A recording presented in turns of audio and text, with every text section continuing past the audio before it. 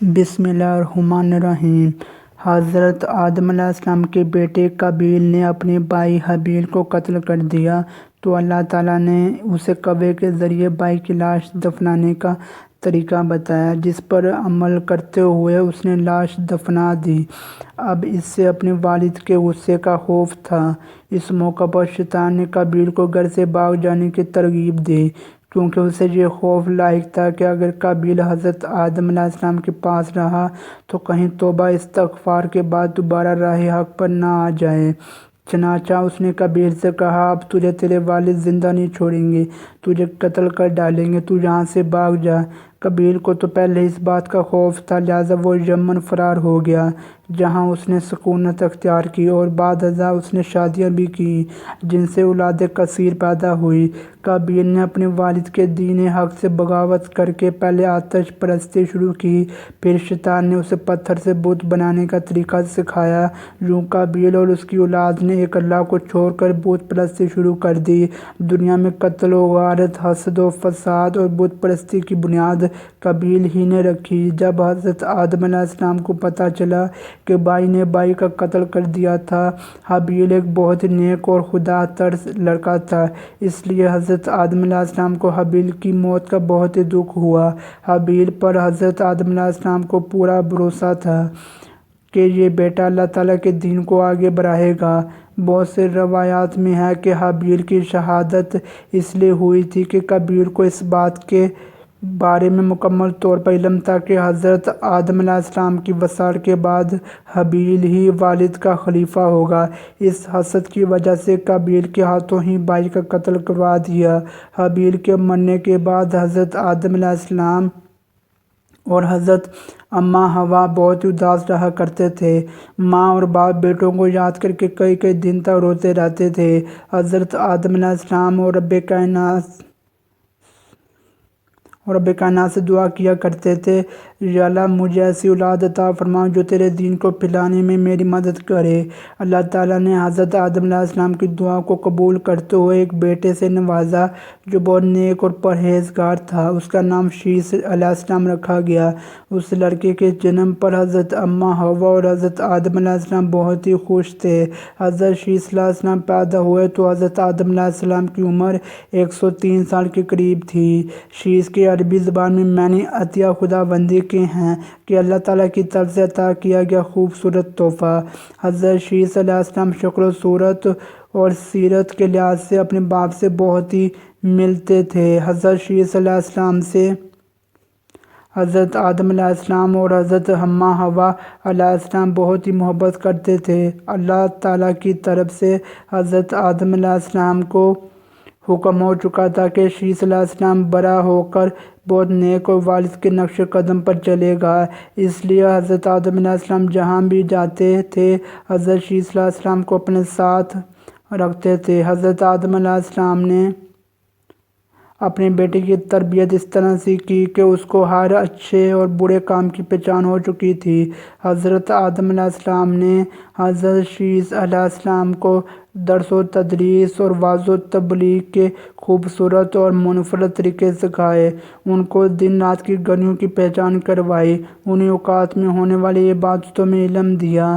اس کے علاوہ وہ طوفان نوح اور بے شمار دنیا میں ہونے والے علم کے بارے میں چلتے چلتے حضرت آدم علیہ السلام کو حکم ہوتا تھا، وہ ساتھ ساتھ اپنے بیٹے کے علم میں اضافہ کرتے جاتے تھے۔ حضرت اماں حوا اور حضرت آدم علیہ السلام کو اپنے بیٹے حضرت شیث علیہ السلام پر بہت فخر اور ناز تھا، کیونکہ حضرت آدم علیہ السلام کا ایک بیٹا قتل ہو گیا تھا، دوسرا شیطان کے ہاتھوں گمراہ ہو گیا تھا، اس لیے اب حضرت آدم علیہ السلام کو حضرت شیث علیہ السلام پر بہت ہی توقع تھی۔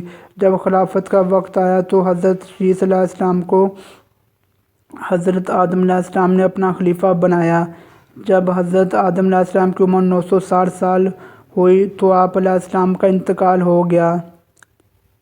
حضرت شیث علیہ السلام نے حضرت جبرائیل علیہ السلام کے بتائے ہوئے طریقے کے مطابق اپنے والد کی تدفین کی۔ حضرت آدم علیہ السلام کی وفات کے بعد حضرت شیث علیہ السلام کو اللہ پاک نے نبوت کے عظیم منصب سے فیض یاب فرمایا اور بے شمار اولاد سے نوازا تھا۔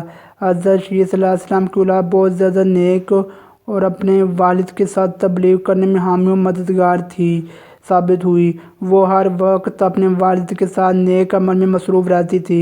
روایات میں آتا ہے کہ اللہ تعالیٰ نے اپنے تمام پیغمبروں پر 1000 صحیفے اور 4 کتابیں نازل فرمائی ہیں۔ ان 100 صحیفوں میں سے 50 صحیفے حضرت شیعہ علیہ السلام پر نازل کیے گئے تھے، کیونکہ قرآن پاک میں جن 25 انبیاء کرام کا ذکر کیا گیا ہے ان میں حضرت شیعہ صلی اللہ علیہ وسلم کا نام شامل نہیں ہے، لیکن حدیثوں میں ان کے نبی ہونے کے ساتھ ساتھ صحیفے نازل ہونے کا ذکر بھی ملتا ہے۔ حضرت شیعہ صلی اللہ علیہ وسلم نے ساری زندگی اللہ تعالیٰ کی رضا حاصل کرنے کے لیے ہی بسر کر دی تھی۔ عمر کے آخری حصے میں عمر زیادہ ہونے کی وجہ سے گوشہ نشین ہو چکے تھے، لیکن آپ علیہ السلام کی اولاد آپ کے کام کو آگے بڑھاتی رہی۔ حضرت شیعہ اپنے بھائی کے کفر و شرک میں مبتلا ہونے اور شیطان کی شکنجے میں آنے سے بڑے فکر مند رہتے تھے کہ میرا بھائی شیطان کے پیروکار کیوں بن گیا ہے۔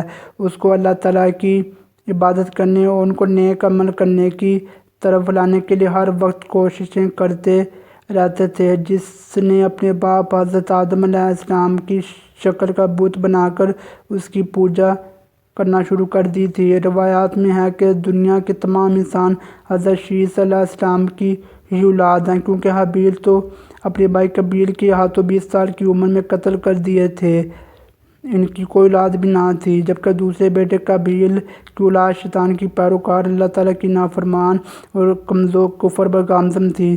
اس کو طوفان نوح میں تباہ و برباد کر دیا تھا۔ حضرت شیعہ صلی اللہ علیہ وسلم لوگوں کو نصیحت کیا کرتے تھے کہ اچھا انسان وہ ہے جو اللہ تعالیٰ کی عبادت کرتا ہے، اللہ تعالیٰ کی ایک مانتا ہو، اپنے بادشاہ کے اصولوں پر عمل کرتا ہو، کفر اور شرک سے دور رہتا ہو، رشتہ داروں ہمسایوں کے حقوق ادا کرتا ہو، غریبوں کی مدد کرتا ہو، غصے پر قابو رکھتا ہو، لوگوں کے دکھ اور درد میں شامل ہوتا ہو، مصیبت کے وقت صبر و تحمل سے کام لیتا ہو، اللہ تعالیٰ کی نعمتوں کا شکر ادا کرتا ہو۔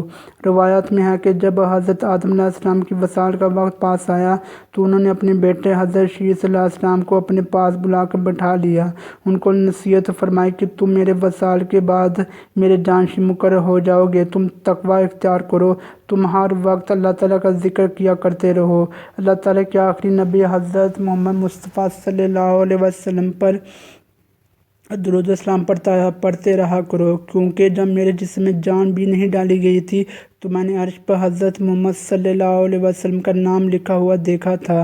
جب میرے جسم میں جان ڈال کر مجھے جنت کا چکر لگوایا گیا تھا تو میں نے بے شمار جگہوں پر اللہ تعالیٰ کے آخری نبی حضرت محمد صلی اللہ علیہ وسلم کا نام لکھا ہوا دیکھا تھا۔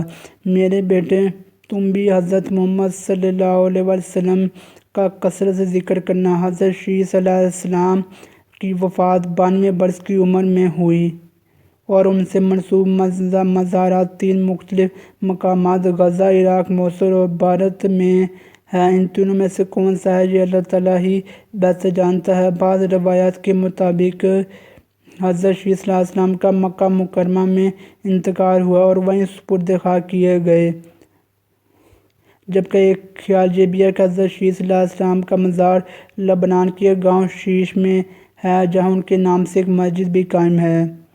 ناظرین، یہ تھی ہماری آج کی ویڈیو۔ اگر آپ کو ہماری ویڈیو اچھی لگی ہو تو ہماری ویڈیو کو لائک کریں، شیئر کریں اور کمنٹ کریں اور ہمارے چینل کو سبسکرائب کریں۔ انشاءاللہ آپ سے ملاقات ہوگی اگلی ویڈیو میں، تب تک کے لیے اللہ حافظ۔